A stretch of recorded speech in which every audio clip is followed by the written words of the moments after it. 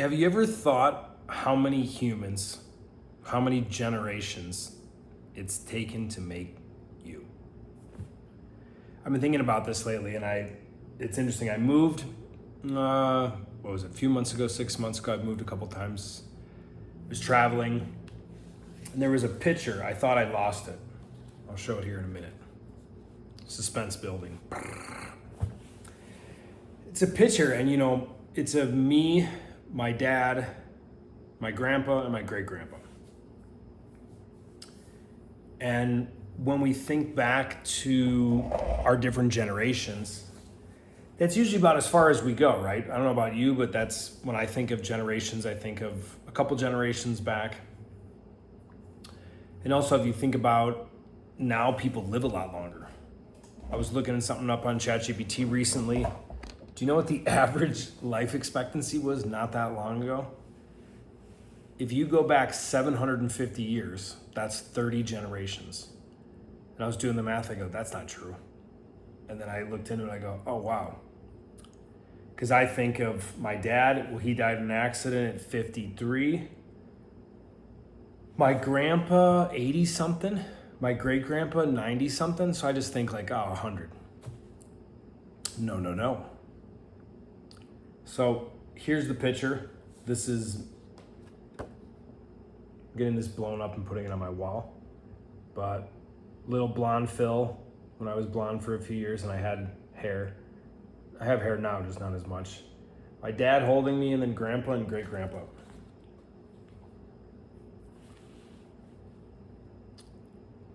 Have you ever thought about all this stuff? All the shit, all the pain, all the struggle that your lineage has had to go through for you to be here. I was on a call today and someone had said, 100 years ago, you didn't have the right to be depressed. It's fairly true. It's not to down or judge anyone who's going through that. But we live in such a different time with so much opportunity. We actually can have a problem that didn't exist 100 years ago. We can have so much possibility and choice that it can be confusing if we don't manage our focus and our attention well. I got a visitor who likes the light. But to think about all the people that came before you for you to be here. And if you think about it now, as a guy, to think about specifically your father, grandfather, great-grandfather, and so on and so forth. And if you think of life, or you think of even being a parent, I'm not a parent yet, but a big part of being a parent, most of it is kind of learning on the job, right? And I think whether a lot of people are saying it or not, they're like, okay, I saw what my parents did that worked and what didn't work. I'll read some books, or now it's online, and I'm gonna do my best to do better. And if you think about that, that's literally thousands of years potentially. When I asked ChatGPT, it was 750 years, and 750 years was 1 billion ancestors. So which is 12.5% of the world population that you'd be related to in some way of what's here right now.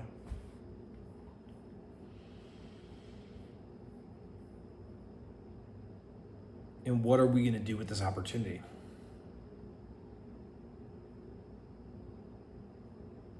And the interesting thing, when we put pressure on guys, sometimes we can want to go deeper into pain or shame, or don't be a pussy, don't be weak, push through it. It serves to be challenged. It doesn't serve to be challenged from a place of shame.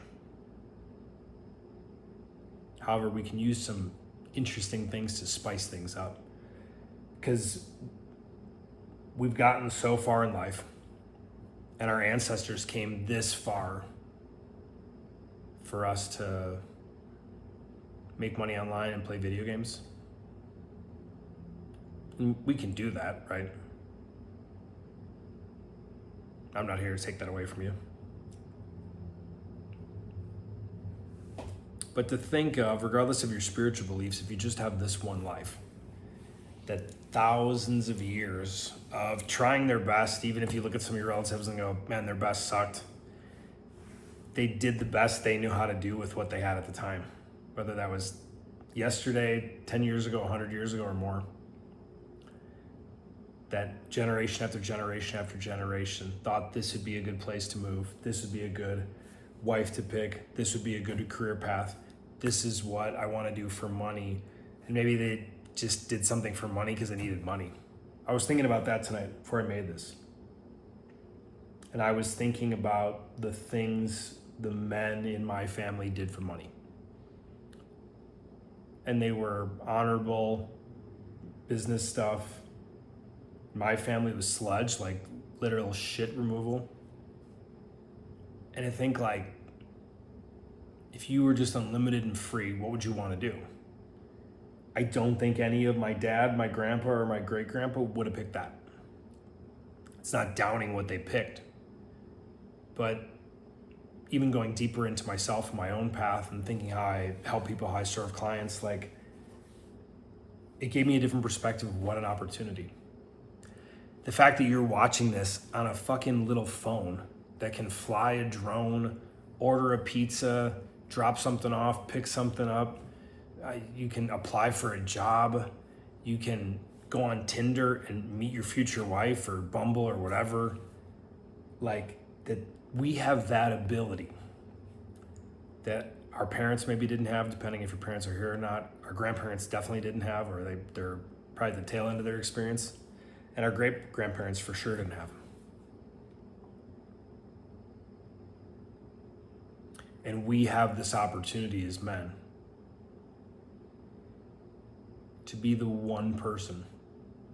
And for some of you, and you've heard it, and it can be trite or corny, you're the person to break the generational curses in your family. If you're watching this, if you're watching something to grow and to learn, not because it's my video, just because it's something to expand you as a human, there's a good chance that's true. Because there's other relatives that they'll watch Netflix or whatever's on TV. They didn't even know a personal development video, a motivational video, a spiritual video, a plant medicine, a biohacking, whatever. They're not even that aware that that exists.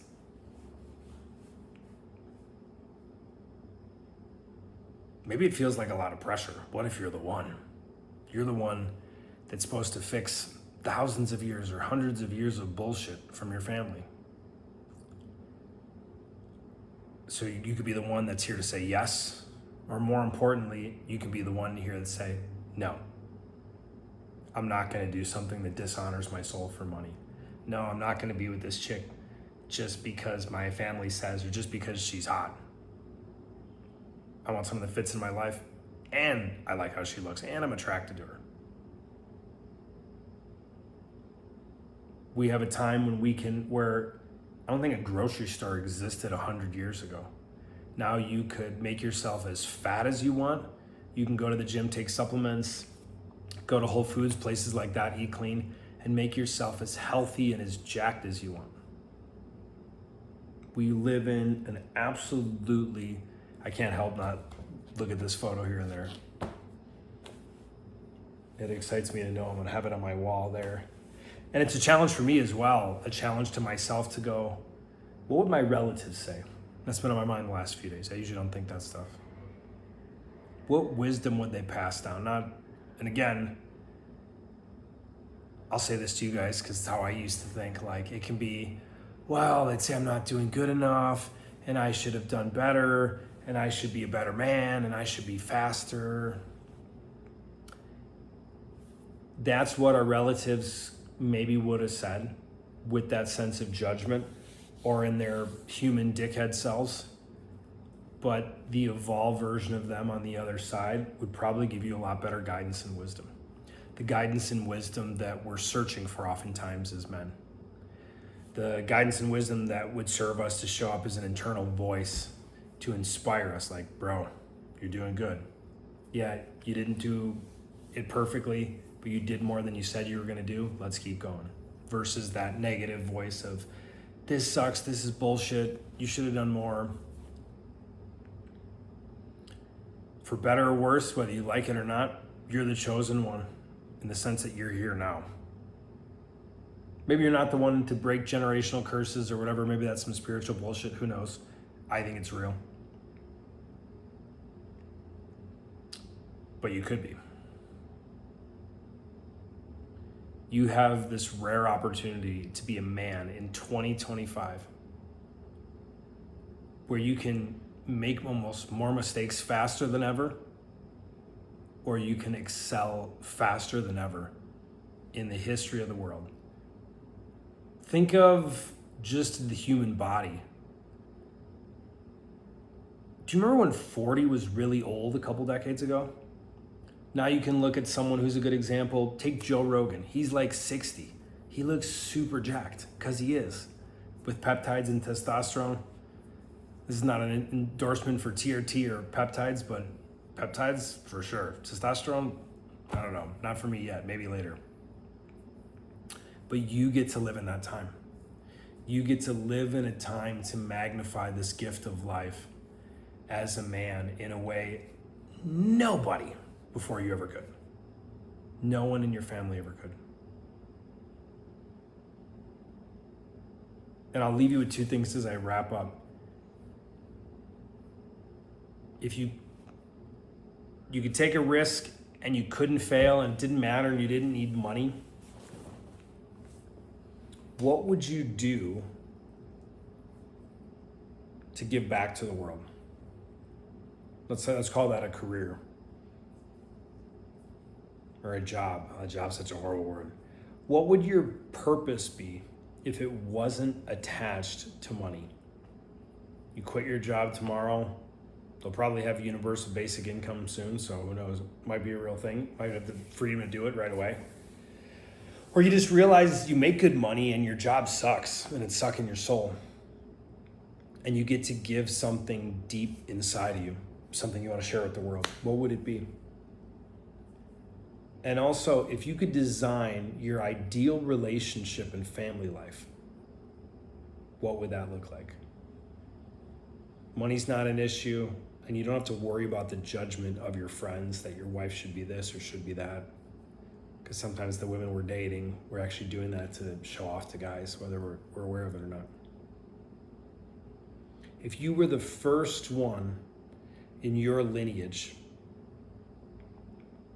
to actually live their purpose from their heart and soul, you were the first one in hundreds or maybe thousands of years, what would it be?